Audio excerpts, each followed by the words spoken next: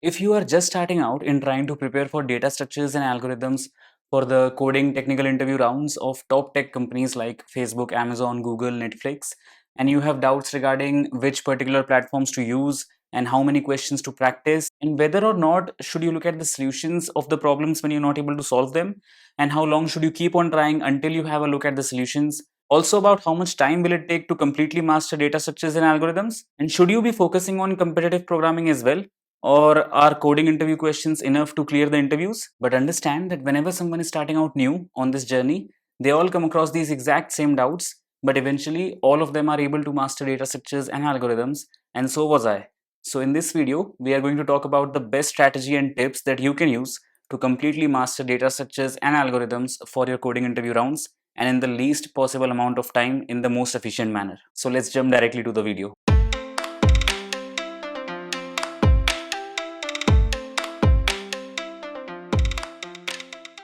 So first things first, when you are just starting out, the first thing you need to make sure is to not have unrealistic expectations.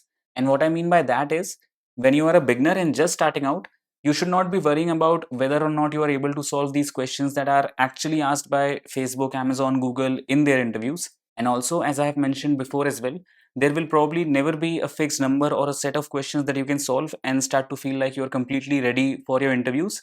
This is a gradual process and it's going to take its time.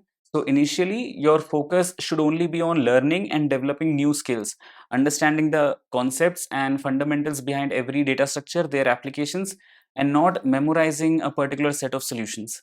And this is only to make sure that you don't get demotivated in the beginning itself, in case you're not able to solve the questions that those companies generally ask.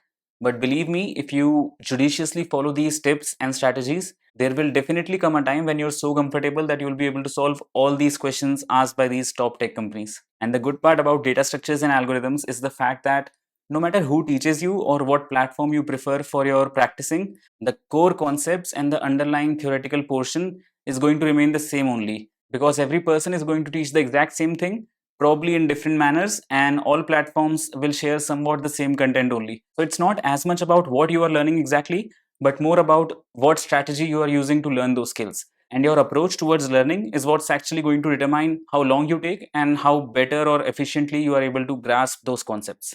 Now, for this strategy, the first thing you need to do is, for every single data structure, the very first thing is you need to understand its implementation, its theoretical concepts, how exactly it works, what are its benefits, disadvantages, and then all the implementations and manipulations in that particular data structure. So for example, if you are talking about, let's say, linked list, then you should be familiar about inserting elements in the beginning of linked list, at the end of linked list, somewhere in middle of the linked list, and then deleting elements from anywhere in the linked list, then finding duplicate elements, updating some values.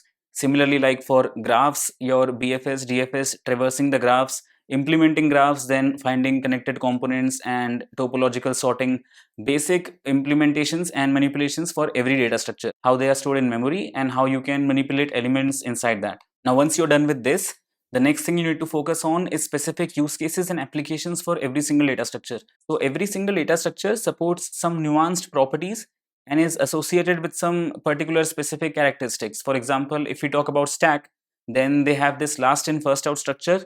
So using a stack, you can reverse a list of elements, reverse strings. So it's generally used for reversing certain elements. And then similarly, like for queues, you can have a circular rotation using queue. They have first in first out structure. And similarly for like graphs, you can find the minimum number of hops required in between routers or network, or you can find the circle of friends connected components.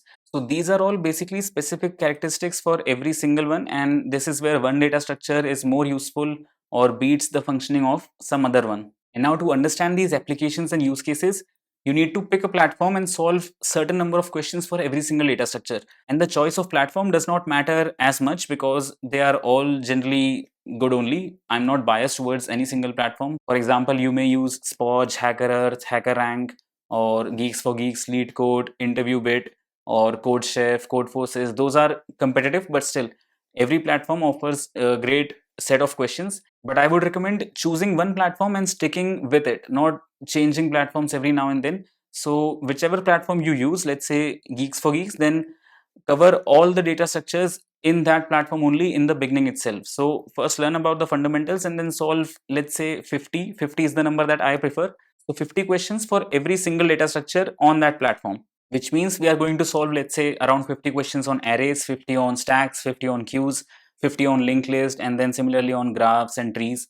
And these questions, they need to be distributed properly. So what I mean by that is not only in terms of difficulty level, but these set of questions should also cover a wider or broader area of applications and use cases for every single data structure. And now if we talk about the difficulty level, so personally what I'd recommend is most of the problems that you solve should be around medium difficulty level problems. So around 50%. So if you're solving 50 questions, then 25 questions on every topic should be around medium difficulty. And then the remaining half of it, like 25%, should be easy and hard respectively. So you can decide the number, if not 50, then whatever 40, 60 per data structure, then half of it should be medium level problems. And then the remaining half and half should be easy and hard respectively, because medium ones are the most important and they are the ones asked most frequently during interviews as well. And the reason I mentioned that the platform does not really matter is because almost all these platforms have this feature of sorting questions based on difficulty level as well as acceptance rates. So what I would personally recommend is to sort these questions on the descending order of acceptance rates and then from easy to hard difficulty.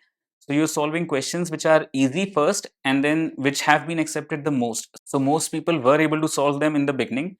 And this sorting and approaching the questions this way is important so as to not get demotivated in the beginning. So if you deviate from this particular order of approaching questions, then you might feel dissatisfied when you're not able to solve a lot of questions in the beginning, starting few days itself.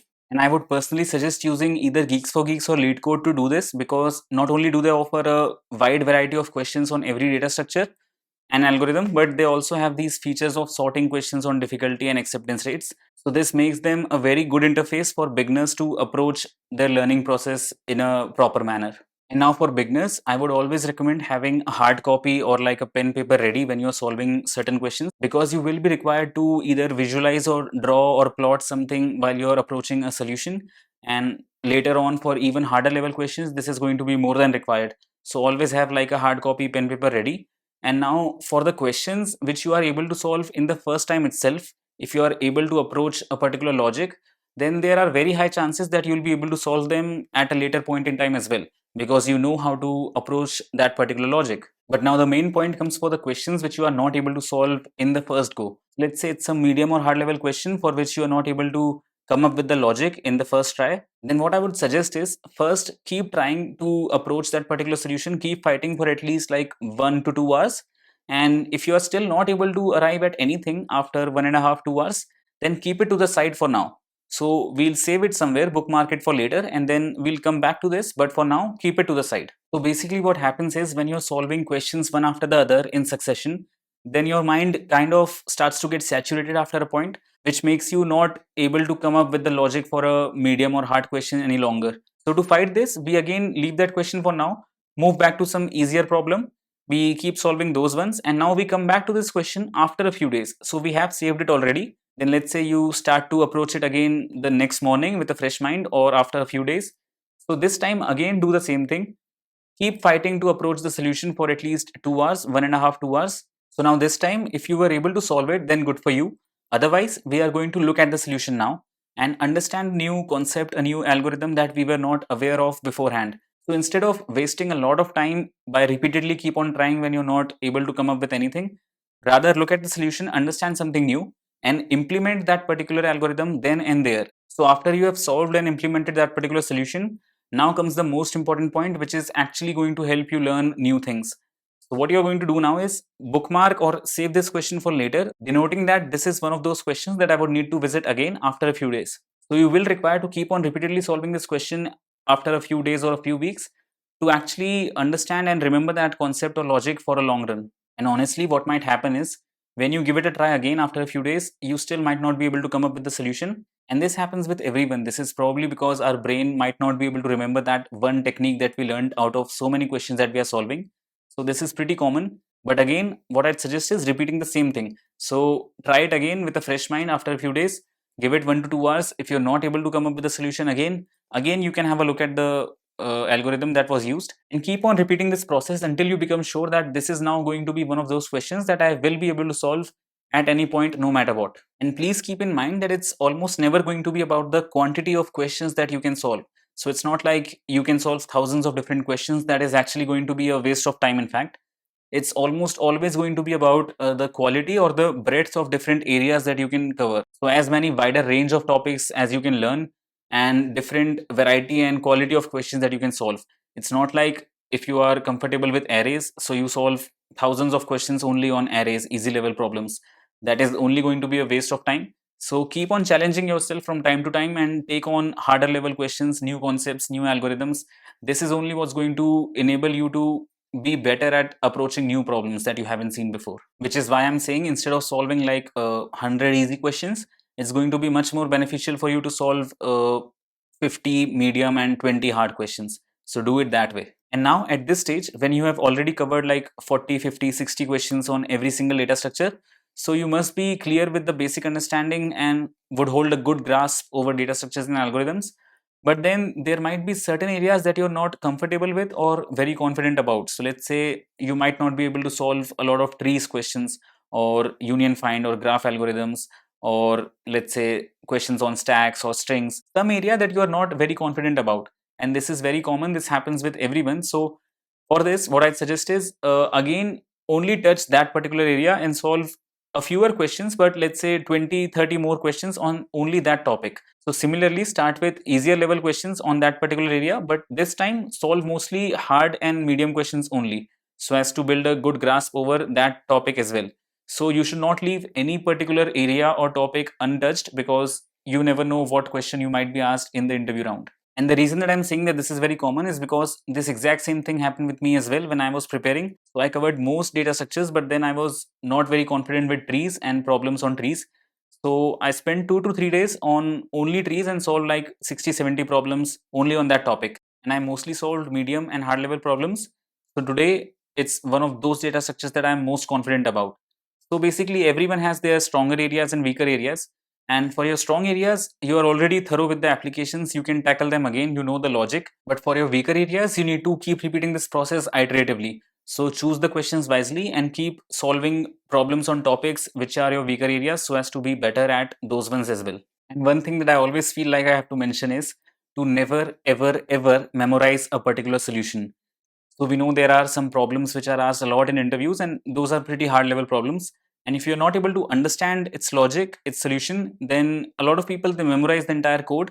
And in an interview, when they are asked, so they happily give the solution to the interviewer. But then most of these companies, they ask follow-up questions. So for example, after a linear time solution, they might ask you to do it with a logarithmic time solution or using constant space. And these are techniques that you can master only by iteratively practicing more and more questions in the long run. So memorizing a particular solution is definitely going to ruin your chances of clearing an interview, and also it's certainly going to hamper your learning process. So don't ever do that. You might get lucky sometimes, but in the long run, this is definitely not the approach that we should be going with. And also please understand that there will probably never arrive a point where you will be able to solve all the questions and you'll feel like you're completely ready for the interview. So the imposter syndrome that we talk about, it happens with everyone. It happens with me as well. Even today, I'm not able to solve a lot of questions, and I keep learning all the time, learning new techniques. But even whenever I approach an interview, I always feel like I'm unprepared and not ready as of now. So this is something that happens with everyone. But know that you don't have to solve every single question in the world. That's not possible for anyone to do.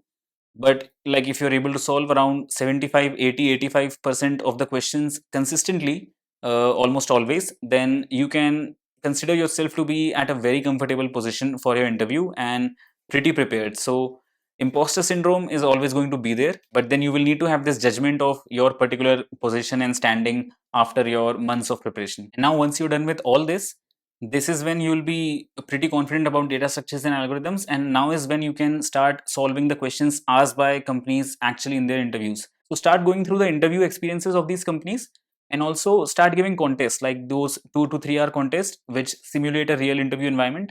So this time when you'll be solving questions which are actually asked by companies, so what you'll notice is most of these questions you might have already solved before, or you know their solution, or you can approach them pretty easily.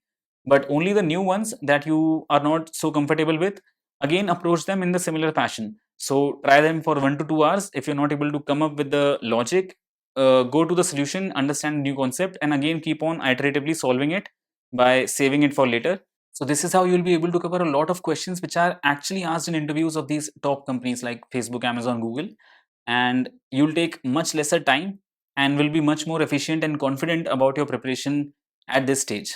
And lastly, like I mentioned before as well, I generally don't want to equate this process with a particular fixed set of questions or number of questions, or with a given set of time in which you'll be able to completely master data structures. But let's say if you're just starting out, then if you follow this strategy wisely for like 6 to 8 months consistently, then you'll be at a pretty good place. And if you want to stretch it and if you're not very consistent with it, so let's say 8-10 months or at max a year, so starting completely from scratch, and then after like a year of time, if you follow this consistently, you will end up at a very good position, and then you'll feel very confident and prepared for clearing the interviews of these top tech companies. And this is coming from the horse's mouth because I've actually followed these exact same steps and strategy, and it has definitely worked for me, and so will it for you as well. So yeah, I wish you good luck for your preparation and for your interviews.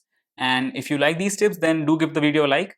And if you have any doubts regarding this strategy or any questions you would want to ask about your preparation, feel free to add them in the comment section and I will reply to all those queries. And if you are new here and not a subscriber already, so please do consider subscribing to the channel if you appreciate the content, and sharing it around with your friends or your network contacts who may benefit from this information will definitely support the reach of this channel. Also, we do have a Telegram group as well for this channel where I share all these updates. So if you're not a member, you can find the link to that in the description below. And thank you so much for watching the video. I'll see you again very, very soon with more such helpful information in the next one.